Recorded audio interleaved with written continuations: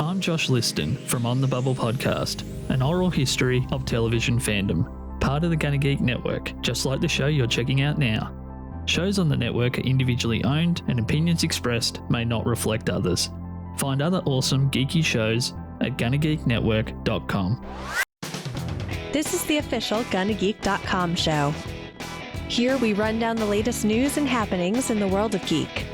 These are your hosts for the show, Steven, Chris, and SP. Welcome to episode 424 of the official GonnaGeek show. I am Steven, and I am pleased to say Chris Farrell is here. I have a screwdriver, and I will stab you. I switched before he stabbed. There we go. He's stabbing for the audio listener. We're also joined by Pioneer Stargate. Red dot. Red dot. Red dot. Red dot. You know, our pre-roll there, by the way, had the wonderful Josh Liston in there. I don't know if you guys caught that. Can I just say that Josh Liston, he just dropped not terribly long ago, I think it was about a month ago, and a new episode of On the Bubble podcast. And I just have to say, two really great things. Actually, you know what? Sorry, he dropped one 5 days ago. I was talking about the one dropped January 31st. And the one from January 31st was a short episode. It was a short little one, and it had some random thoughts by him. And there was two amazing things about it. Number one, the pre-roll person was fantastic. And it was me. Number two, he was talking about Arrow and looking at it through a different lens than when it had come out. And so I thought that was interesting. He's, I guess, going through it. So check that out on the Bubble podcast if you would like. It was a short episode. And then apparently 5 days ago, he did talk about Matt Ryan's Constantine. And it was again about Arrow. So what about Keanu's Constantine? I thought that was actually from Speed. I thought they were one and the same. Be interesting. This I'll say about Arrow. The first two seasons were pretty good. Chris, yeah. Do you agree? First two seasons Yes. pretty good? I would go as far as to say 3 is pretty okay too. First two seasons were really good. So if you're just watching the first two seasons, I think it's pretty good. If you hang on all the way to season 8, may Crom have mercy on your soul. Yeah, you get to meet this girl who talks about how she used to be a barista a lot. Oh, God. I used to be a barista. Yes, you've told me 6 episodes in a row now. Thank you. I think they made that joke over on Legends a few times too. That was her superpower, boring you to death. God. Anyways, time to bring back Starling Tribune. Was that the name of it? Hey, when Stephen Amell returns his Arrow, I'll come back to Starling Tribune. How about Perfect. that? He's not working right now. SP? Chris is scaring me. Although I think I was more burned out at the end than Chris was, I think. And maybe that's because I had to edit. So I had to re-listen to everything that we said multiple times. So not only did I have to watch the episode, but then I had to listen to it over and over and over again. And like I said, by season 8, it's just I think I mentioned this on the podcast a few episodes ago when Felicity wasn't on season 8, like spoiler alert, emailed co-lead that tends to tell you something about the series. She didn't used to be a barista. No, but she could hack anything with a Microsoft Surface. Product placement, man. That's true. And all you needed to do, that's right, it was just this. I'm in. That's all it took for hacking. Yep. I mean, all those CW shows were all product placement. Go back to old episodes of Smallville, and they all got Windows phones. You're like, nobody was carrying Windows phones for real back then. Come on. I think Steven did. I never had a Windows phone. I wish. Windows phone, more like Windowsing phone. That's what I said. All right, let's talk news.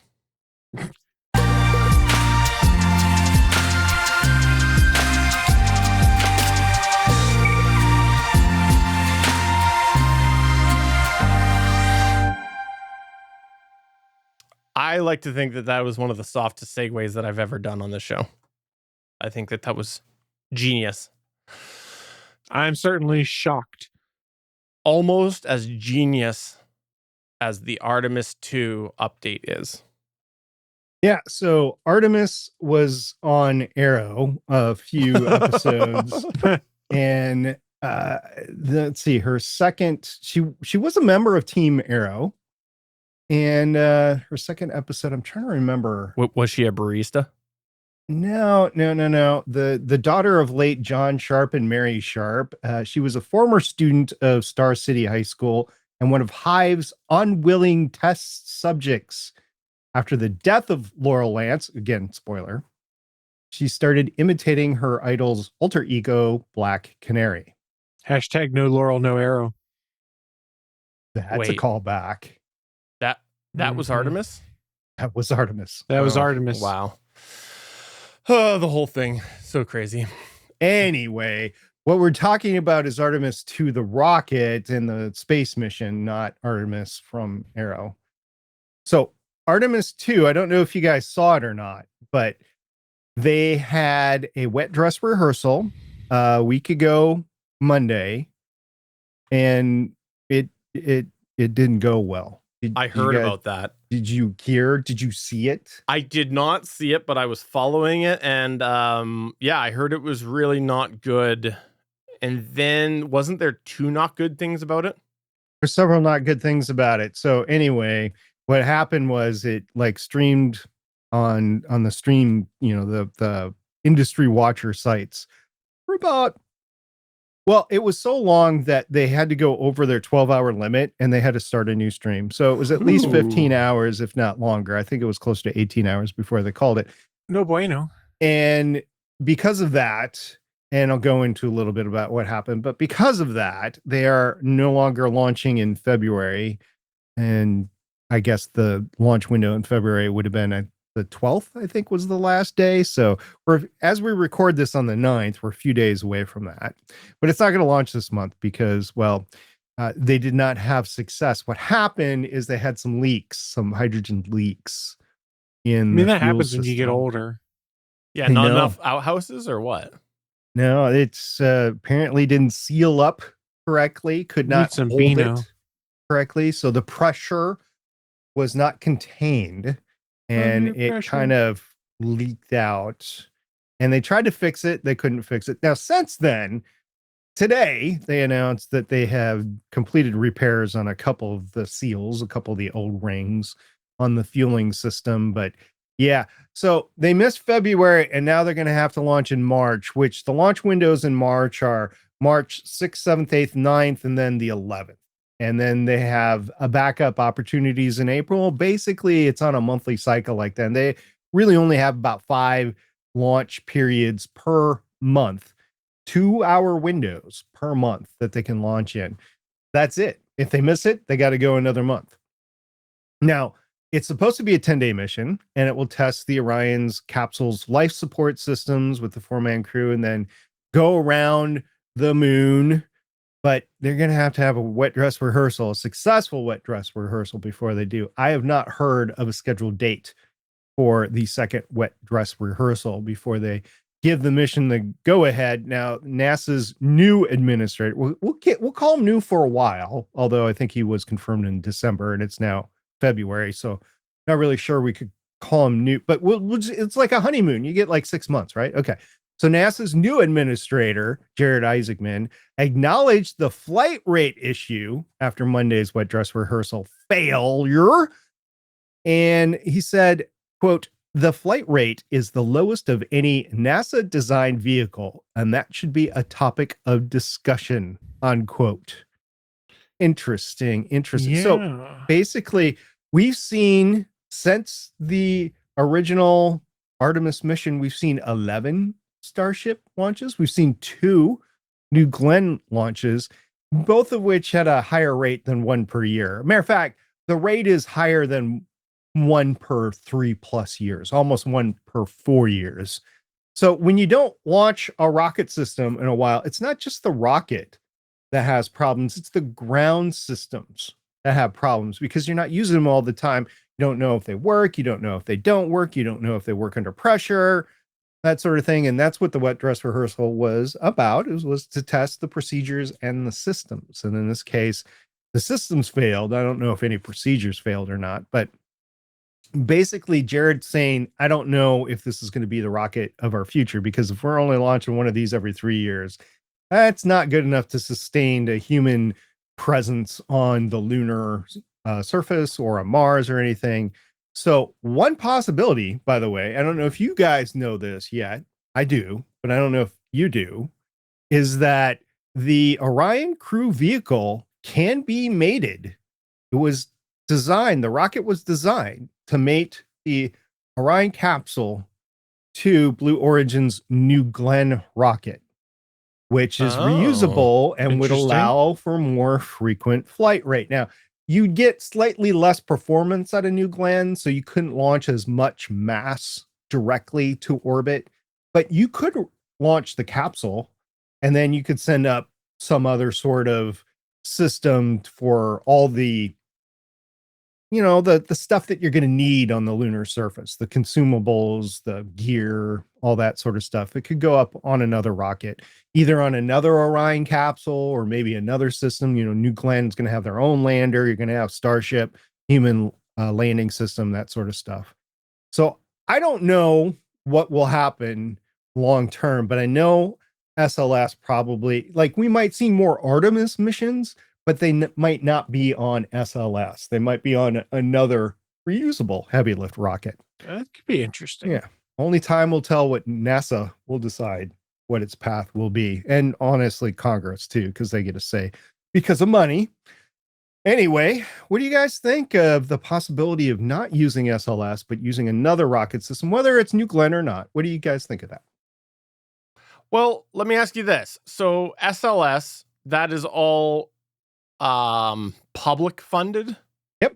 It's 100% NASA. Yep. Okay. So then I think it makes probably a lot of sense. I think that's probably sensible to go and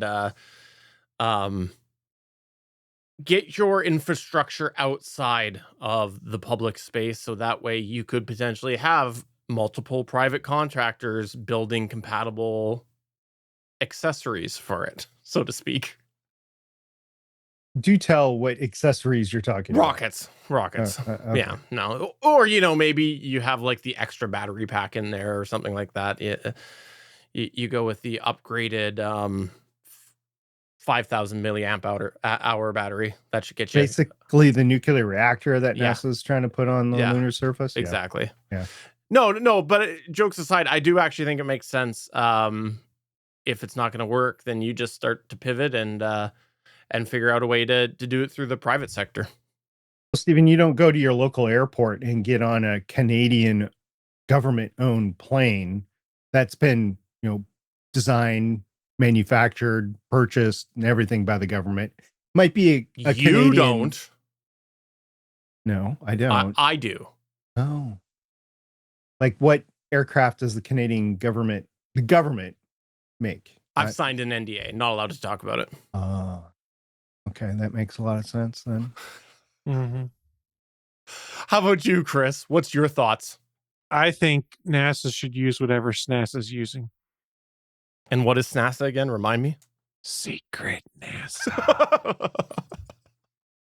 That's an old pull for many episodes ago. Are those the ones that made us, quote, air quotes, land on the moon? Air quotes. Oh, jeez. I was not going there. But I mean, in all seriousness, I think it's interesting to see the possibility of using other launching vehicles. I'm intrigued by that. I like the prospect of seeing other people involved and seeing what happens. So cool.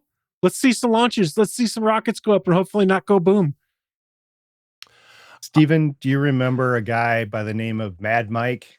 Yes. I remember. He's the water tank guy, right? Water tank, steam rocket. Yeah, steam rocket. But I choo. Didn't he do it with a old water tank? I thought that was what he was doing, wasn't it? That's probably how he created the steam. Yeah, and he launched it from the back of an old RV. Yeah. That could be me. He didn't make it. Oh. I forgot about that. So I have two things to do with this. Number one, you asked whether or not last episode you had asked whether or not in Canada there was some I did. hoopla happening because did. there was a Canadian on there. Yeah. You know what? It picked up just before when things started to all get close to. Then the chatter, the buzz started to happen. So it did come just very close to. Okay. Was it a lot of country pride in that, or was it like, why are we going into space on It was just U.S. cool. rocket? It was more so, oh, this is neat. That sort of things. Oh, that's cool. Pour yourself a Molson sort of thing. You know. Ew. The Canadian astronaut? Sure. Okay. And the second thing is you also talked about how the astronauts were in quarantine last time. They've been released. Yeah, that was my question. What happens with that?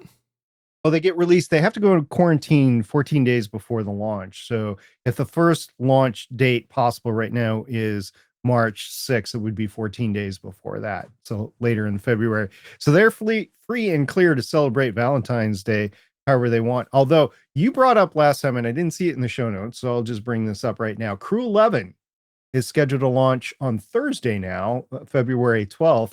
They deconflicted the Artemis thing just because, Artemis is not launching. So Crew 12 will be launching on Thursday. Gotcha. All right, well, let's go on to the next news point here. Trailer am I? That's my attempt at a Yoda, which has nothing actually to do with what I'm talking about. But I'm going to talk about Star Wars because it's here. It's finally here. For those of you who were watching the Bowl, Super yesterday, you may have seen a trailer that got you all excited. That's right. The trailer is out for the next Star Wars movie. And I know what you're saying. If you are just like Chris Farrell, you are saying, Self, I really would love to see some more Kylo Ren and maybe see some more information about how we're all Skywalkers. And if you are saying, I'm so excited to explore that a little further with a new Star Wars trailer, well, guess what?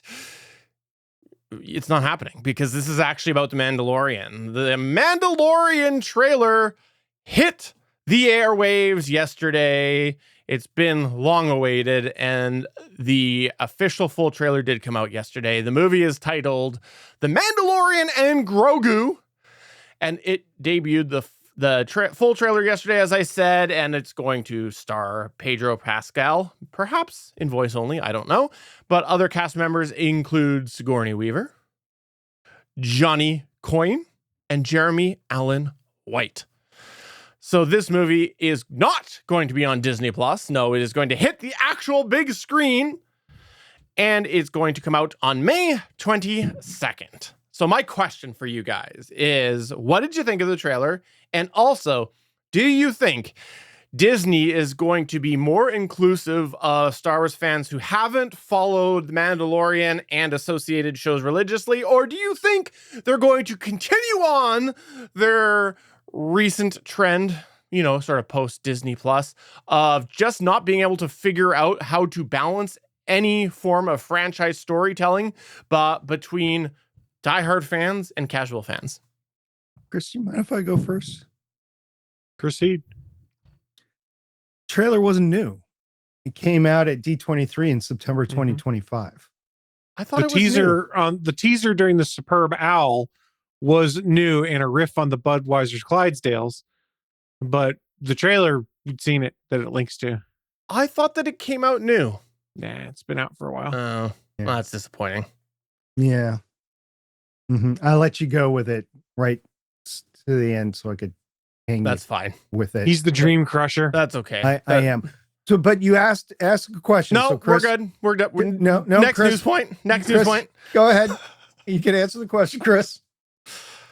I will say this. Hold on, let's back up. I thought there was only a teaser that came out, like some of this footage. I thought it was new. I thought that the whole, I didn't think all of this had come out before. Like Chris said, the Budweiser teaser was new, but the actual trailer, if you go to YouTube and you watch like the 2.5 minutes or whatever, that was at D23 last September. Well, yeah, that blows. That's why like all the movie trailers were kind of underwhelming because they weren't many and it wasn't Spider-Man nor was it Avengers. So I really didn't care. Spider-Man, who cares?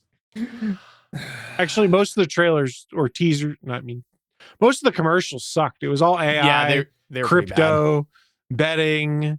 The best one was the Manscaped one because it was weird as hell. And then probably the tight end one because it actually served a good purpose. I did not see those last two. I did see the one where they de-aged a bunch of actors for something. That was terrible. Yeah, that was the other trend, was a bunch of de-aging slop, which was terribly done. I like the Lewis Pullman and Kurt Russell one because it paid homage to Kurt Russell as Coach Herb Brooks from the 80s Olympics. It's like, again. Yeah. But like the tight end one was actually a pretty good one. Bruce Arians was narrating it, who famously had prostate cancer, was cured through surgery and finding it early. And it was all jokes about why are these tight ends so relaxed? And it was a bunch of former NFL tight ends wearing their uniforms. And Arians does a narration that's effectively, hey, you can get a prostate cancer screening with just a blood test now. So all of these tight ends are relaxed, because it was a play on words. But it was also, I didn't know that. I'm 41 years old at this point in time. The time is coming soon for those tests. I was like, hey, that's pretty cool that we can do this with a blood test now at this point versus a scope. Well, I mean, stuff like that. It's partially effective. It's not 100% effective. I mean, if you really want to find out, you got to go underneath the scope. But so Stephen asked the question, you think they're going to be more inclusive as we go forward, or are you going to have had to watch all the stuff that was on Disney Plus? And to that, my take on that is, who's running Disney creative content right now? Who is that? Chris, you might know. Who is that now that Kathleen Kennedy has stepped down? Who's running the creative content? It is not Jon Favreau. No, it's Filoni. Yes, exactly. Whose fingerprints have been on all of that Disney Plus stuff? Well, him and Favreau, but I think you have a good point. Looking at this trailer, though, it just looks like, I don't know how much it's going to tie into all of the lore. It looks like it's just an adventure with the Mandalorian and Grogu. Now, that could be proven wrong. It should be fun. I hope it's fun. But it brings me to a point that I've said before on social media. Nobody hates Star Wars more than Star Wars fans. Same with Star Trek and things like that. I'm tired of fans that are just like, this sucks because it's not what I like anymore. It's not what I remember. If you don't like it, just shut up and move on. Yeah. I'm exhausted now by some of these people who proclaim themselves fans and spend more time tearing it down than they do talking about what they enjoy. I heard they're going to retitle it. Instead of Mandalorian and Grogu, they're going to retitle it Star Wars True Grit. Okay. I'd allow it. You talked about Star Trek. I finally gave in, and I did decide to watch Starfleet Academy. By the way, I did catch up. Fun. So yes, I'm up. I'm caught up to date. I decided to go for it. I actually think that this was the type of thing that should have actually advanced to that era of storytelling. I still have all sorts of issues with the burn, but I think that this was a much better vessel for that era of storytelling and the story that they want to tell about the status of the Federation than Discovery was. So still have lots of issues, but yeah, just a side note for folks that may be watching this, episode 5, try and go in unspoiled, especially if you really enjoyed Deep Space Nine, because there's a lot of Deep Space Nine references, and it is a delight. There are a bunch of stories on the internet about why it's a delight. Please try and avoid it, because I think it is more enjoyable not knowing what's coming. Agreed. I have not seen episode 5. I have been mildly spoiled on episode 5, but I've been trying to avoid everything that I can. I do plan on watching it maybe tomorrow night or it's quite enjoyable. I think it's episode 3 of Starfleet Academy is really the only one I was like, I don't really care for this, but maybe I'm not always the target for this, and that's fine. Yeah, so I've been continuing the Strange New Worlds fan cast, and episode 3 just came out of Strange New Worlds fan cast on Starfleet Academy this past weekend, and yeah. See, I don't hate it. Like that. I don't hate it. I think it's fun. I don't hate it. I think it's flawed at times. Yes. Well, that whole, let's be honest, that whole era is flawed. Look, part of the problem with episode 3, they want to do. Part of the problem with episode 3 is there's no Bob Picardo in it. You got this whole show with Robert Picardo, and he's not in episode 3 of Starfleet Academy. Not even for a second. Really? Not even for a second. Yeah. No. He's not in the episode. That explains it then. Exactly. I mean, I sort of kidding on that one. It's just for those that haven't watched it, the whole concept is like a prank war between the War College and Starfleet Academy. And I was like, this is just one of those one-offs that Star Trek likes to do sometimes in these things. When it was a 22 episode season, 24 episode season, a couple one-offs here and there were fine. But when you're talking a 10 episode season, that's 10% of your episode count that's kind of wasted with a random one-off that pretty much whatever we said on the podcast. But I will state that if you view that episode just with Captain or Chancellor Aki and view that as the main story, like focus on that, it's actually a pretty good episode from her standpoint. See, I didn't have an issue because I kind of think this is a great Star Wars discussion, by the way. But I didn't think that that was really that bad in this sense, because this whole series seems like a piss. I don't know, what do you call it? Just a for fun series. Okay, it's a popcorn movie. I can bring this back to Star Wars. I can do this. Just bear with me. Walk with me. Walk with me for a second. Do it. What do you like better, Starfleet Academy or Prodigy? I haven't seen Prodigy. I haven't watched all of Prodigy yet, so I don't know if I can really weigh in. All right. Well, that kind of weakens the argument a little bit, but we can proceed. I like better. Does that help? Okay. So let's pretend I like Deep Space Nine better. Well, that wasn't an option. No, shut up, Chris. Wasn't an option. Exactly. So what do you like better, Starfleet Academy or Skeleton Crew? What's Skeleton Crew? Really? Yeah. I haven't watched it, so I don't know. Which one's that? The correct answer is Skeleton Crew, but we'll just move on. Skeleton Crew. That's just because Jude Law's hot. I wouldn't cross the street for him, but he is hot. Whoa, he's sexiest man in the world at least once. Look, I'm not debating that. I'm not crossing the street for him. Wow. Okay. So Kent says that Prodigy was a slower start, but better.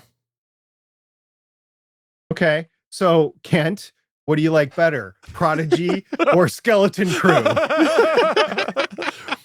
I will say, though, that I hate to say it, but I really feel like Starfleet Academy is showing what you led earlier in this conversation, Chris, which is that people can't be happy.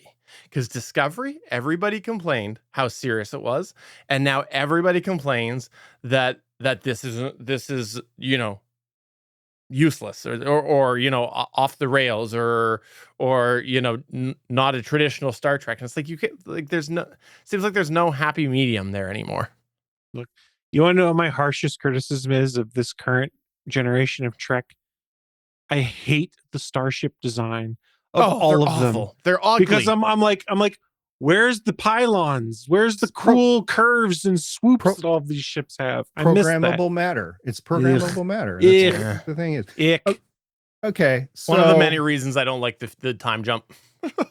Yeah. I mean, it is 1,000 years into the things change. How is it practical to have like empty space between your warp engines and your ship that you just kind of hold in place? Because how do you fix the warp engine? You got to move away from the radiation. Yeah. See, I could see a situation where I don't know what they are, but if the warp core is inside the nacelles because of the whole warp bubble thing. So it actually could make sense in that case. But I think, though, from a just artistic perspective, it's a dumb decision. What happens when the power goes out and your nacelles float away? They float away. All right, so continue with your way that you were getting us back to Star Wars. Skeleton Crew. I think we ruined it. You did. Okay. Skeleton Crew. Star Wars. Woo! Sounds good. We poo-pooed on his plan. If you want to see a outdated trailer, go ahead and check out The Mandalorian and Grogu. Hail Mary. Hail Mary. Did you guys see the trailer? It wasn't new, but did you guys see the trailer? Hail Mary. Yes. No. Are you excited? Yeah. I watch the Canadian channel. We don't get the American commercials. Chris, you're not excited over that? Yeah. I'm not either. It's not going to be the The Martian. Yeah. Same author, but I just don't think it's going to be the same. I want to read the book. I'm still excited to read that. It's been sitting on my Kindle and I haven't done it, but I'll watch it at Did some it point. crack your Kindle? Yes. Okay. Yeah, it sat on it real hard and then it broke and then Okay. there was weeping. All right. Well, Freaky? why don't you tell us all about why we should hate Discord, Chris Farrell? So there was some interesting stuff that came out today. I know that we use Discord a lot. We plug it a lot. GonnaGeek.com/Discord. It's where we have communication with our community. I use Discord for a variety of other communities that I'm a part of. And today, Discord announced an updated policy where all users must verify their age, there's a caveat, to access any adult, i.e. NSFW content on their platform. To verify their age, however, a user will have to upload a video selfie or a copy of a government ID. According to Discord, they're relying on AI technology that will verify the age on the user's device, either by evaluating a user's facial structure or by comparing a selfie to a government ID. Although the IDs will be checked off the device, the selfie data will never leave the user's device. This is something Discord emphasized. Both forms of data will supposedly promptly be deleted after the user's age is estimated. I always get uncomfortable with the prospect of sending identifying information to social media sites. Now, to clarify, if you're just a standard user of Discord that want to chat with your friends, probably not going to be a problem. This is only going to occur in Discords where there are channels that are marked not safe for work or adult, explicit, things like that, where this will be required. Everyone will have to do it in order to do that. But there are a lot of Discord users that are kind of alarmed by this move. They're doubting whether Discord could be trusted with this information. Well, why is that? Well, back in October, hackers stole government IDs of 70,000 Discord users from a third-party service Discord previously trusted that was used to verify ages in the United Kingdom and Australia. At that time, Discord told users the hackers were hoping to use the stolen data to extort financial ransom from Discord. In October, Ars Technica, which is where I got this article from, had a security editor who joined others in warning the best advice for people who've submitted IDs to Discord or any other service is to assume they have been or will be stolen by hackers and put up for sale or used in extortion schemes. Now, Discord has said this is a slightly different model with data not leaving the device, other than I think the selfie picture itself. The company is hoping to convince users they've tightened security after the breach. They're partnering with a company called KID, which is an increasingly popular age check service provider, also used by both Meta and Snap, which totally makes me feel much safer that all these other social media communities that have leaked my data and not taken proper controls on it are using this. And perhaps I'm being a bit hyperbolic here, but I don't know that if just a few months ago you let go of a bunch of IDs that you'd collected for stuff, that I really want to be sending this stuff to you. I remember back in the day, all the message boards, well, back in my day, I'm going to sound old, we just create a username and password and you hung out with people. I sort of get what Discord's doing here. They've got to protect themselves from lawsuits and exposing minors to things they shouldn't see. But, you know, I don't access anything NSFW on there or any channels like that, so I'm not super worried about it. But if this requirement were to shift to just any Discord user, yeah, I'm going back. I'm making message boards again. We're going Web 1.0, baby. So my question for you guys now, I'm not assuming you guys are on Discord for things that are adult in nature, but hey, sometimes there's channels like that pop up where you go. If something gets categorized as NSFW or adult, if only for adult language, would you be convinced to verify, or would you be like, nope, get me off this server? Go to Tumblr for all my NSFW. I mean, that would have been topical about 10 years ago. Didn't they clean all that off? So I think that I have a couple thoughts on this whole thing. The first is to answer your question. Number one, if it became an ID verification, I probably would just wait till the inevitable AI thing worked. I'm not gonna get flagged as being underage with a mug like this. It's not gonna happen. So I'd rather do that than submit ID, because let's be real, this is everywhere. It's all over the internet by now. I've done video shows for how long? I have turned left. I have turned right. Like, it's everywhere. The three of us live in a special hell where we've trained any AI to pretend to be us. Yes. Because there's thousands of hours of video and audio content of us on the internet. Exactly. So for that, I wouldn't. If I had to send an ID, I'd have to really think about it, because like we have NSFW language in our Discord, but we don't have NSFW content. So I'd have to really think about it. I do like the community that's there. And so I don't know. I'd have to think about that. The second thing is I can't really fault Discord for doing this, because they don't care. It's regulations. That's all they're worried about, is meeting regulations that have been established by governments around the world. So I can't fault them. Yeah, but you just leaked a bunch of our data. I would be very skeptical, is my personal take. Now, I should clarify, I don't think you have adult Discord channels in its current state by just using profanity. You would have to be posting imagery and video content, is my understanding, to be considered that. So my issue is, even with the ID verification, Discord doesn't centrally moderate any of the Discords. It's all done internally on the Discord. Mm-hmm.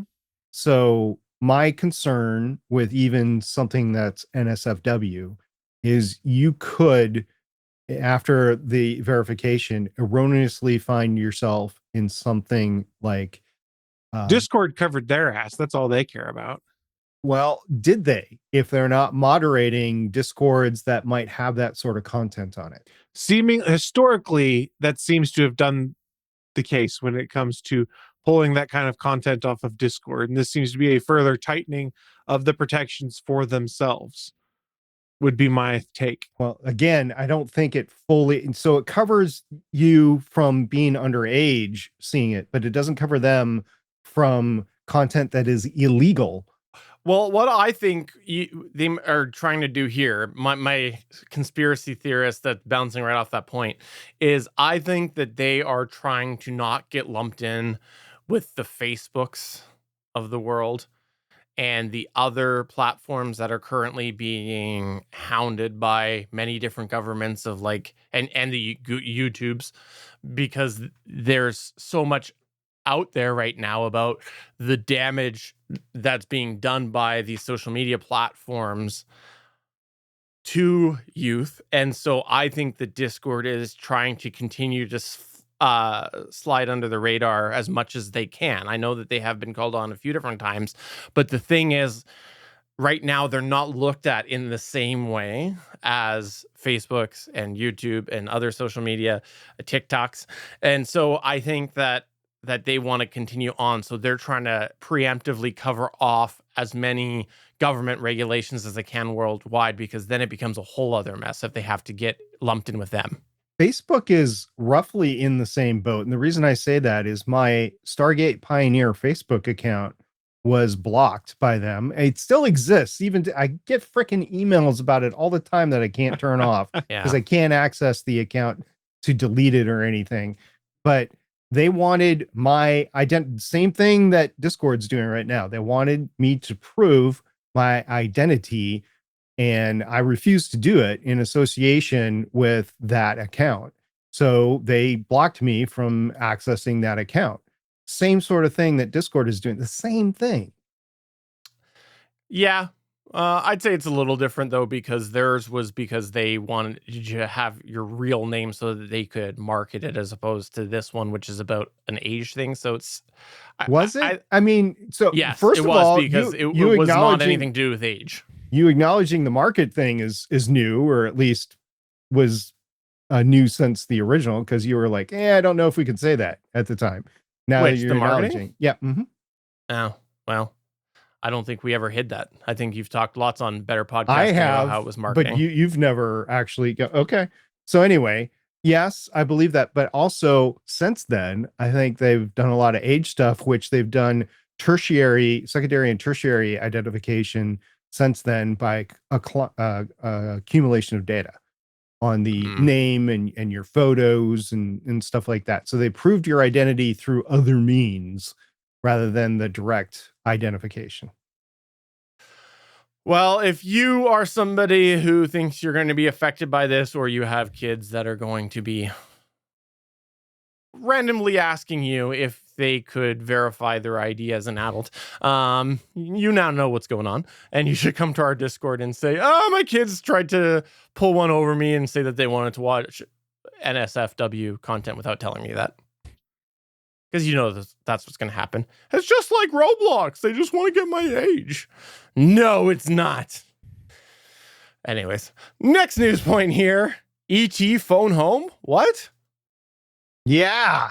So have you guys ever heard of personal cell phones being able to be taken into space on a NASA-sponsored mission? No. Only on SNASA. Yeah. So private missions, okay. Other countries, okay. NASA, no, we're not going to send that. It's not proven technology that we can send into space. I mean, we did see some of the folks that flew up on Blue Origin taking photos and stuff like that and posting on their Twitter when they got back and stuff like that. Right. Oh, that's right. For space tourism. Yep. That is absolutely I was trying correct. to make a joke, SP, but you did wrangle me back into being topical. So thank you. You're welcome. It's taken me all episode, but I got you there. So that's good. It was bound to happen eventually. Yeah. I got to try harder. So NASA Administrator Jared Isaacman revealed that the Crew 12 and Artemis 2 astronauts will be allowed to bring iPhones and other modern smartphones onto orbit and beyond. Windows Phone. Blackberries. Samsung Galaxy Note 7. NASA astronauts will soon fly with the latest smartphones, beginning with Crew 12 and Artemis 2. We are giving our crews the tools to capture special moments for their families and share inspiring images and video with the world, unquote. Could you imagine Chris Hadfield with one of these? Ugh. NASA astronauts have long captured amazing photos from the space station, but having a smartphone on hand will open up a world of video possibilities. This will likely be especially useful when astronauts are conducting an experiment or looking outside a window and see an interesting transient phenomenon. However, Isaacman said the decision to allow astronauts to bring iPhones is about more than just capturing cool new photos and videos. It's part of his effort to challenge long-standing NASA rules and requirements. Quote, just as important, we challenged long-standing processes and qualified modern hardware for spaceflight on an expedited timeline. That operational urgency will serve NASA well as we pursue the highest value science and research in orbit and on the lunar surface. This is a small step in the right direction, unquote. All right, guys. That's one small step for Apple, one giant leap for Android. iPhone kind. Yeah. I don't know. Well, anyway, so my comment on this is that I know why these devices have not been qualified for space travel. Can you guys take a guess? Sensitive data and kaboom. I don't think sensitive data. Kaboom. Yeah, maybe. Yeah, but they could take photos of secret NASA satellites and put those on Twitter by accident. Yeah, I know. It's all about the Twitter slips, right? Probably radiation. I mean, not radiation. The radio waves. Interference that could be caused by the device. Well, there's that, but there's a lot of other stuff that's not shielded on board too, but cosmic radiation. So, Steven, you're a big fan of Linus Tech Tips, right? I've heard of the channel. Yes. I'm familiar. And Chris, countryman. I believe you've watched that as well, Chris, right? Yes. I do enjoy the tech tips for one Linus. A couple of years ago, Linus I'm quite did thirsty for them. a whole episode on laptops in space. Did you guys remember watching that? Did you listen to it? I probably did. It doesn't really ring a bell at the moment. Okay. Well, the problem here is that space radiation knocks those things out left, right, and back. You got a Linus Tech Tip thing there. Yeah. The tool case. Yeah. Yeah. Yep. The problem that they revealed was that, and this is interesting for the data centers that are supposed to go into space too, the AI data centers that everybody says is such a great idea for a lot of reasons. Well, here's why I think it's a bad idea, is because those things go bad often. They often glitch. They have bits that are flipped by space radiation. It's just a factor, not of weightlessness, but of the environment that it's being exposed to. And cell phones are no different than a laptop.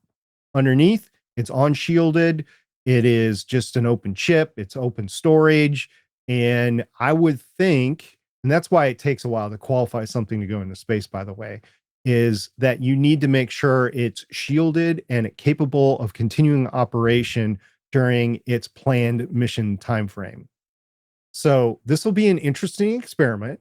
We will actually start to see, especially with Crew 12, because they're going to be up there for months, how sustained exposure to the radiation environment is going to do to those things. So it'll be interesting. It will definitely be interesting. That said, it's more user friendly. People are more used to having it. It's on them at all the time. You're not like dragging out a big old camera all the time, making sure its battery is charged up and everything. If it's a phone that's on you the whole time, you can do the magnetic charging, the wireless charging on it if you have an adapter up there. And I think everything would work great. So I think it's a good idea. I just don't know if they're going to be able to operate during the planned mission period.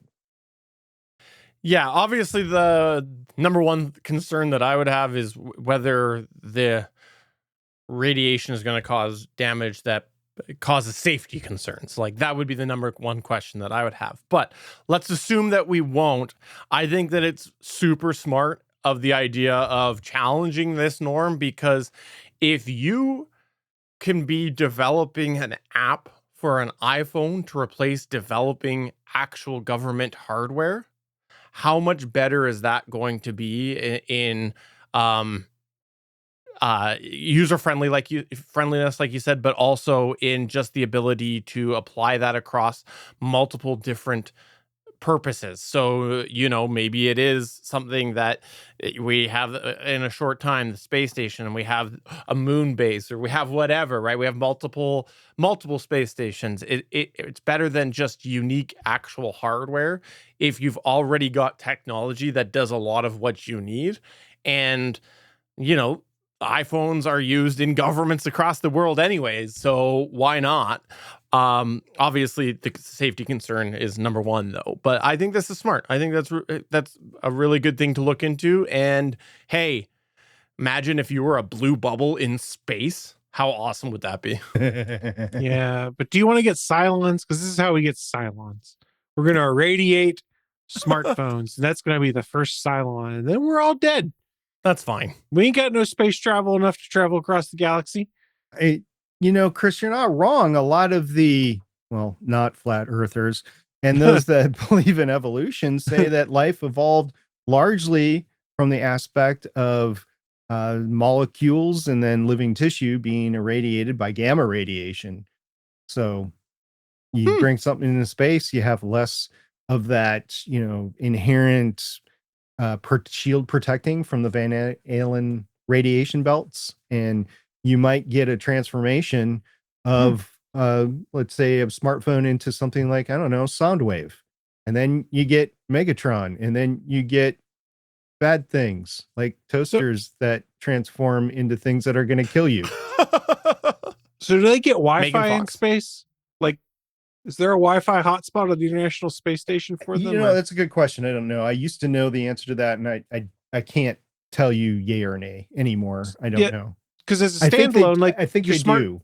Okay. I was going to say, because your smartphone would be good for capturing video and audio and stuff like that, and whatever you load on it ahead of time. But let's say you're up on the space station for 6 months or whatever. If you can't connect to the internet to, I don't know, get updates, get your favorite podcasts or whatever, it gets stale. I guess the other question is, what's the data rate for the International Space Station? I think it's something that's not said here. They're not taking a phone into space to use it with all of its functionality is connected to the web or a cellular network. They're taking it into space to use basic functionality like the camera, Okay. like recording, maybe biometrics, stuff that you can sense with the phone. You're not using it as a phone. So they won't be calling home from the phone, at least not that I know of.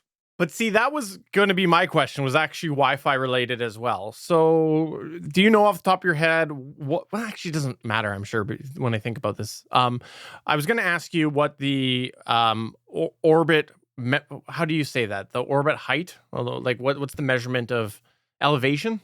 Orbit? What the number that you measure the orbital how high something is. altitude. Orbital altitude. What's the orbital altitude of the space station? I want to say it's like 250 kilometers. Okay. What Could be about miles? I don't know. Okay. What about of Starlink satellites? It's a bit above it, but Okay. That is not how the space station communicates. No, but I'm saying, could that not be the next evolution? Is if Starlink or competitors were able to supply internet to the space station or whatever other missions we're talking about where these phones are going to happen, then why couldn't you have an actual phone? Well, like I said, an actual phone might work in space if you're able to connect through some sort of cellular network with a constellation such as Starlink.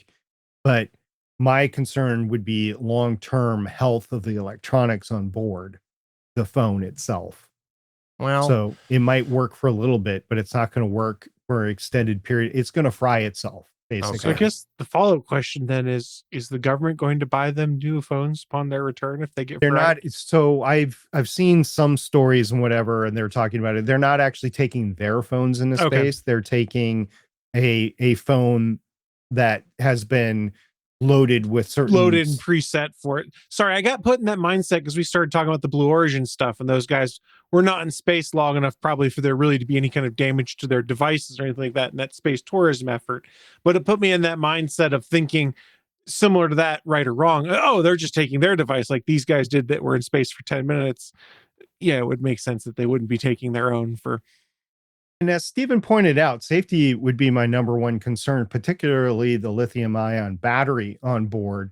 What happens when that starts heating up?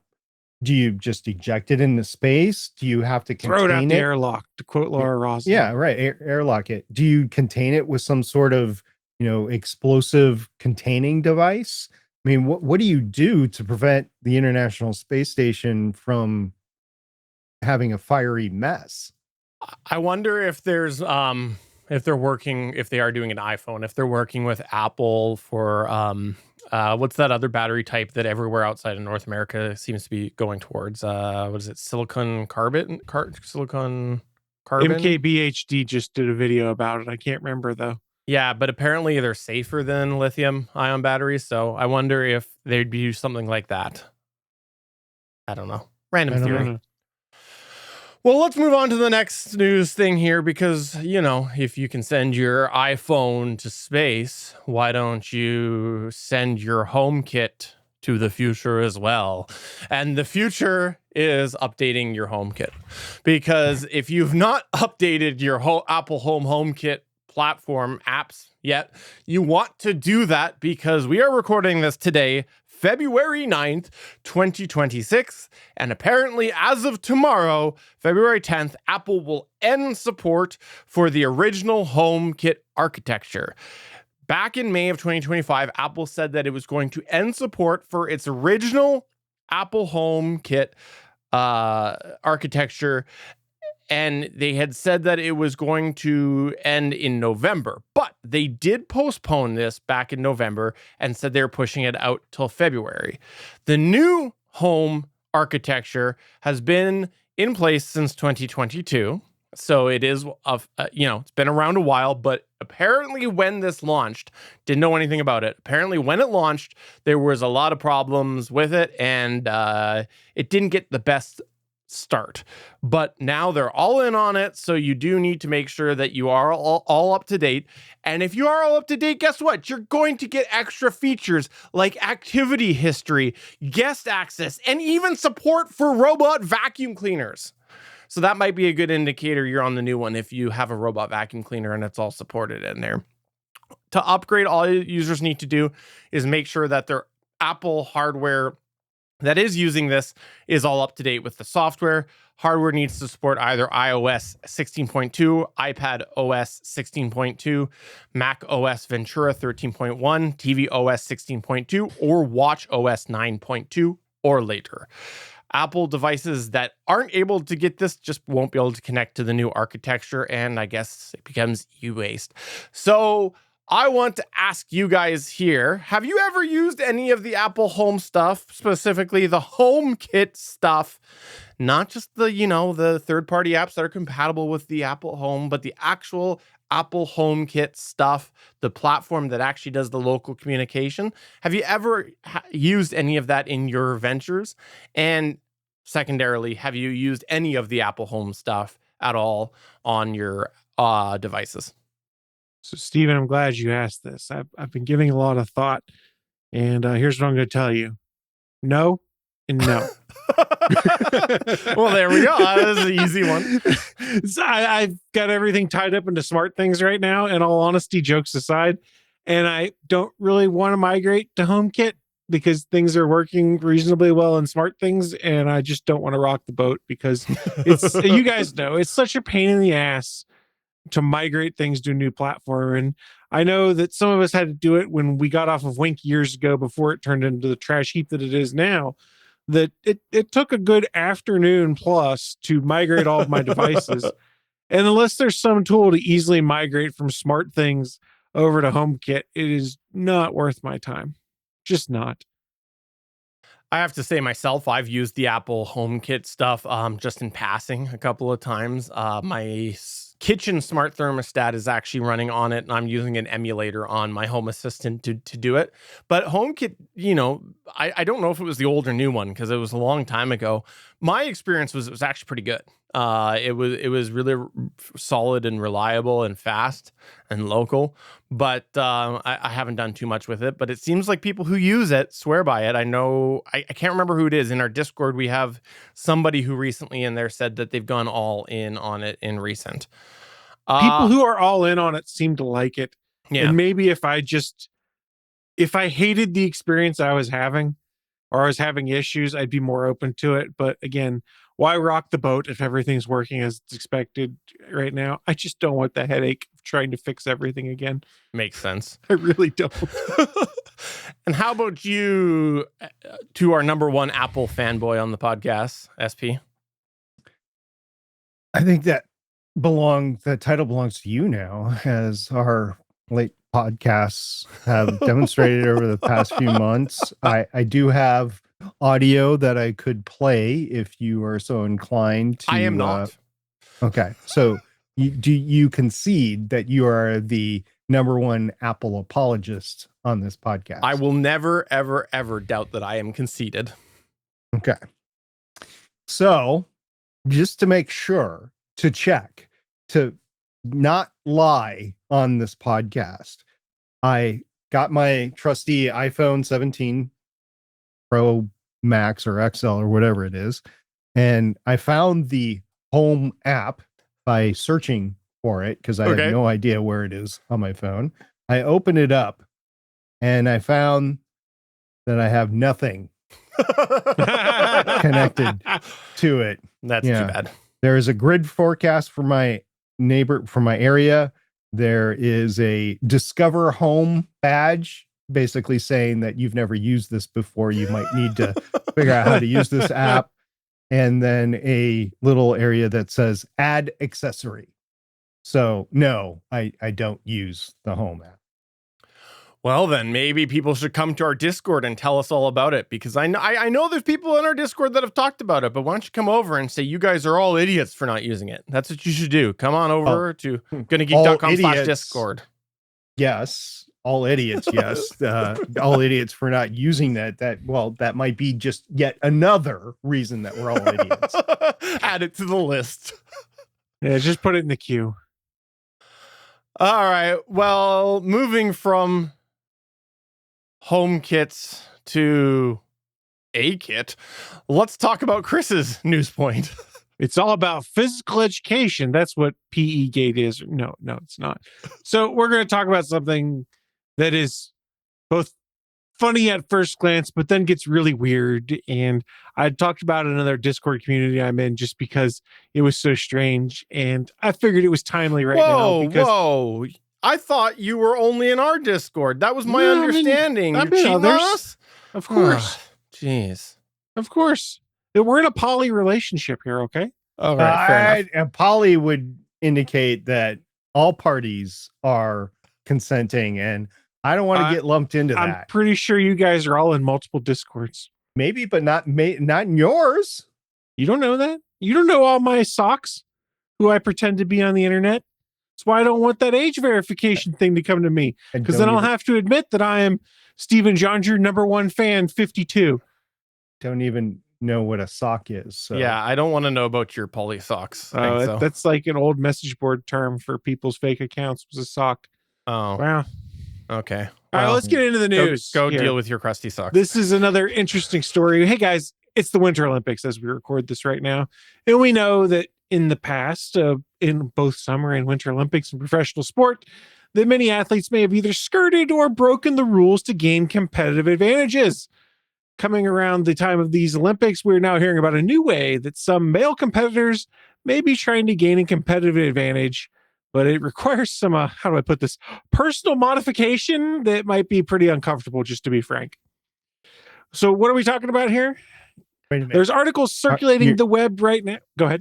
You're Frank now? I thought you were Chris. Well, you might see why I made a Frank reference here in a second. All right. Articles are referenced in circulating the internet right now that male ski jumpers are injecting their penises with filler to gain a flight advantage for their jumps. So how does this work, you might ask? We're going to have a frank and honest discussion here, guys. This could be a funny thing, but hey, as the rumor goes, having a bigger bulge on a required 3D body scan taken in the preseason could earn jumpers extra centimeters of material in their jumpsuits.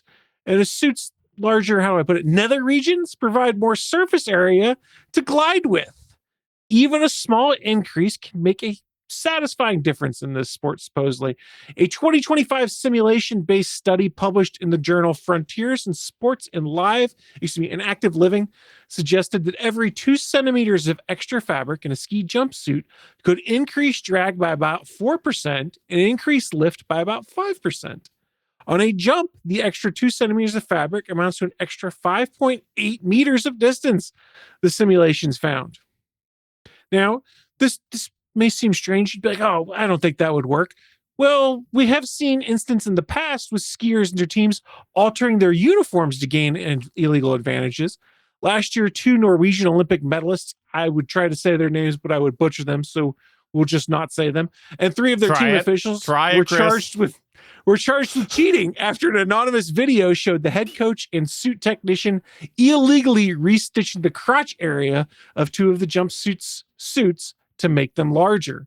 The jumpers each received a 3-month suspension. The head coach, an assistant coach, and the technician faced a harsher 18-month ban. So we do know there is a precedent for altering skiers' suits in the crotch region. Now, if you get caught, you get punished. So there are rumors going around now that jumpers are internally padding their groin region. That first came to light in January when a German newspaper called Bild reported there were whispers of jumpers using hyaluronic acid or possibly paraffin injections to grow the area, is I guess how we'll call it. Bild quoted Dr. Cameron Karim, a specialist at a hospital in Germany, as saying, and this is a translation, there is the possibility of obtaining a temporary optical thickening of the penis with an injection of paraffin or hyaluronic acid. Such an injection, however, is not medically indicated and involves risks. So guys, let's be clear here. These are just rumors, but when there's smoke, there's often fire. So why do I bring that up? There is enough smoke right now that the World Doping Agency might actually be taking a look at this. The injection claims came up during a press conference in which journalists asked officials of the World Anti-Doping Agency about the claims. The agency's director said they were not aware of any claims and that non-doping means of enhancing performance are not in their purview. However, according to the BBC, the president of the World Anti-Doping Agency was very clearly entertained and said ski jumping is very popular in Poland. I promise you, I'm going to look at it. So, guys, you can find the full story on Ars Technica. Go check our show notes for it, first of all. But do you think this is actually happening? Or is this just a wild internet rumor that's gone out of control? I think somebody was really jealous of somebody else. That's what I think. So a couple of things. First of all, if true, you don't need to necessarily, inject the region. You can just, take a Viagra and, 15 minutes before your jump and then I think if you are standing upright, that may not be something they would allow for those measurements. I think the injections make it Scotch so tape. that the size would increase, but without being in its erected state. Let's put it that way. Is it illegal to jump with an erection? Well, so I don't think that's the case, but my guess is when it comes to these guidelines for measuring is that probably one of the guidelines is that you not be in an excited state, because that would then potentially lead to a competitive advantage, as we're seeing here from people altering the uniforms. It's involuntary. It could be involuntary. It very well could be. And then my thought, I haven't researched this, but I'm just thinking out loud off it, is that if that is the case, when you go for your measurements and stuff, they tell you to take a few minutes, calm down, and come back when things are less. Okay. tall. All right. So that was number one. Number two. All right. So you were talking about thickness of the suit, right? Yes. So in order for this to work, I would think you would want, and maybe I'm just speculating But it was incorrectly, thickness of the organ under the suit to have the competitive advantage. right? But I mean, if you want to really accentuate the region, you might want to go with a thinner fabric. Mhm. So if true, I don't know if it is, But I assume But that if- is probably regulated to some way, shape, or form for these uniforms. I'm sure thinner is fine. It's thicker that they're worried about, right? I wager there's some kind of requirement that says it'll be between this thin and thickness, the material they All use, right. or it may So- just be dictated to say you'll use this kind of material. So say you go with a thinner, more porous material, and so these are ski jumpers, right? Yes. So it's cold, Yes. and you get a lot of fast air passing through Yes. your entire body, including that region. And You are correct. can you imagine with no protection going, I don't know how fast they go. Say it's 120 miles an hour. It could be 108. I don't know how fast they go, but over Very 100 fast. I would assume, over just 100. from what I've seen. Can you imagine up in the it's cold? Can you imagine the feeling? You're basically literally freezing your balls off. Yeah. I mean, so Stephen, how do you feel? Do you think this is actually happening, or is this a wild internet rumor that's just gained traction? I would like to believe that it's a wild rumor that's happening, but the crazy things that Olympians have been caught doing before, I think there's probably some level of reality to it. I hate to say it, but I absolutely think that there is, especially when you consider the stitching in thing, right? Because the stitching in thing means that it wasn't like a massive amount of material they were adding that made that big of a difference. So this seems like the next evolution. If true, this could also be a competitive edge for other athletes, let's say swimmers. Potentially. And then we get to the question of how do you prove or disprove it? Are you going to go and look for track marks on people? I mean, Look, the TSA Don't you want to be the agents, person? the TSA agents in Phoenix, just get them to do it. Trust me. But how awesome is it going to be when you're accused of it and then you're proven to, be legit? Like the like the long pole jumper or whatever, and the Summer Oh Olympics. yeah, that's right. This happened. I this knew I was did stealing happen. something. That's right. yeah. So I tend to agree that it sounds like a wild internet rumor at first, but you go, man, these guys do crazy crap to try and get that metal. I don't know that I would doubt it. I don't know that a ton of people are doing it, but I bet you someone did it. Yeah. And whether it paid off or not, who knows? But whew, it was certainly an interesting story. And I thought it was worthy of discussion because it was timely, but it was also because we could have some uncomfortable laughs while we discussed it. Yeah. All I know is, ow. I know, right? Why would you want to do that? Yeah. I mean, think of a lot. So your advantage is a medal and probably some monetary value that comes with the medal and maybe some sponsorship dealings that come. That would be my read on it. You're trading that versus maybe your ability to use said anatomy later in life. That's never stopped people who have used steroids and stuff before that have had problems with their anatomy and reproductive organs. Well, I mean, risk is on them, I guess. Risk versus reward for some of these folks. I mean, yeah, I don't think I would do it, but I've also never been in a position where I legitimately thought I could earn an Olympic gold medal. Maybe my personal convictions might shift if I thought, this might be what puts me over the edge. I don't think it would, but having not been in that position, I can't definitively 100% say it would. And I can only 99.99% say it wouldn't. Well, if you would like to discuss this further, come on over to our Discord. You might need to verify your ID before you can discuss it, though. This is science. We're not getting into anything profane or grotesque or anything like that. This is science. Fair enough. Sorry, my mind went in a billion different directions of okay, before you jump, you have to have a fluffer or I mean, okay, now we've gone down that path. There we go. It's I'm sure. Okay, what a pickup line. So you're on the, I don't know, you're on the Finnish, ski jump team. No, just say you're on the Finnish ski jump team. Nobody from Finland sue us, please. It doesn't matter. You're on the X Nation ski jump team, and you're at the lodge, and you see a hot chick. You go, "Hey, I need your help. Come to the top of the mountain with me, please."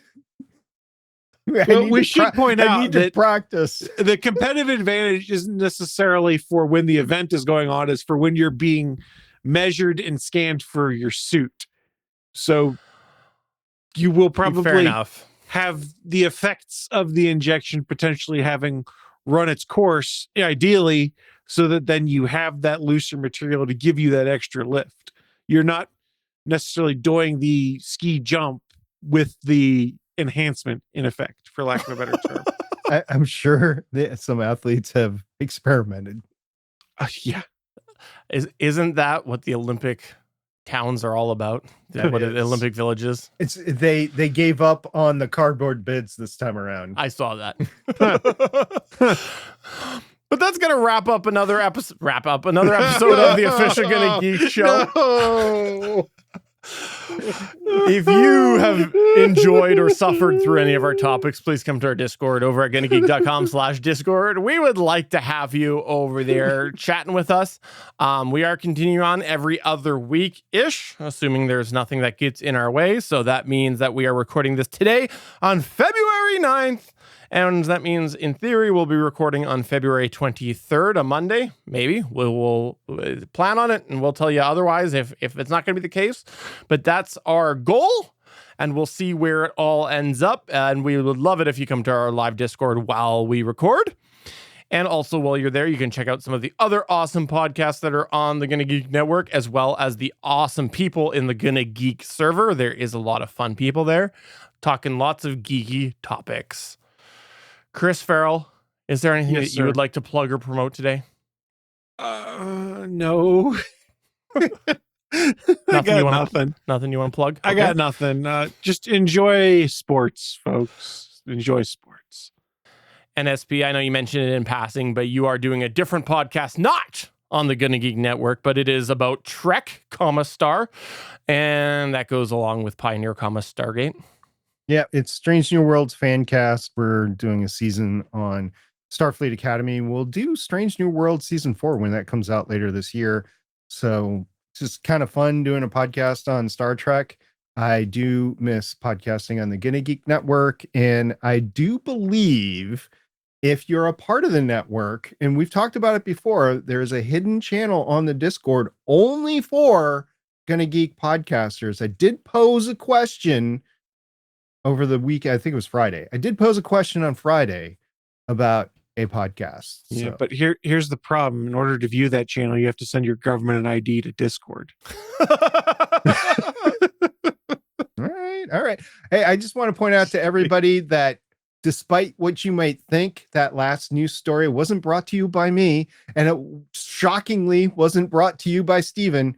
It was brought to you by Chris. You know, what's wrong with that? It was an interesting story. It was. We had some lulls while we did it, but it's interesting to talk about weird things athletes do to win. Oh, I just thought about how much fun that would have been to hear you guys talk about it on ATGN.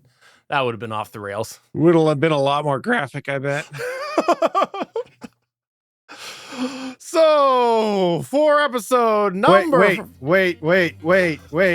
I could just hear Willie. Wait. Are you telling me?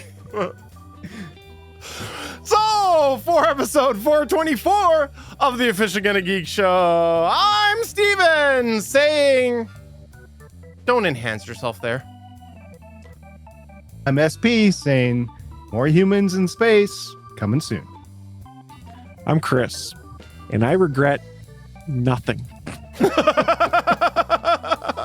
Nothing. Bye! See you guys in 2 weeks.